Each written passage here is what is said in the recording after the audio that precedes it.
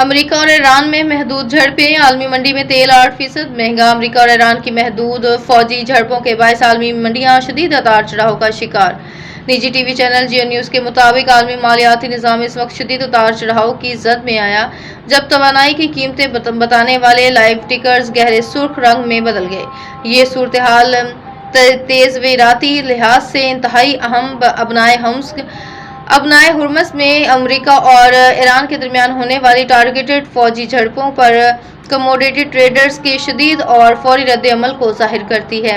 Real time spot market گزشتہ ہفتے کے محتاط امید پرستی سے مکمل طور پر لاتعلق ہو گئی۔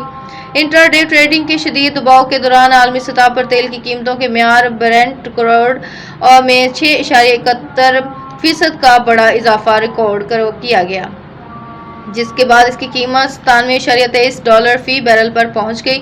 یہ قیمت $100 کی نفسیاتی حد تک کی انتہائی قریب پہنچ چکی ہے۔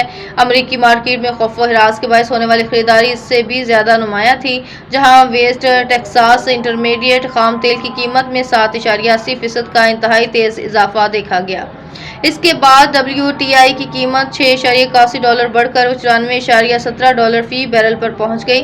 توانائی کے تجزیہ کاروں کا کہنا ہے کہ امریکی خام تیل پر بھاری پریمیم اس بات کی عکاسی کرتا ہے کہ عالمی خریدار شدید اضطراب کے عالم میں مشرق وسطیٰ سے باہر متبادل سپلائی لائنز کو محفوظ بنانے کی کوشش کر رہے ہیں، کیونکہ خلیج فارس میں شپنگ کے راستے مکمل طور پر بند ہونے کے خدشات بڑھتے جا رہے ہیں۔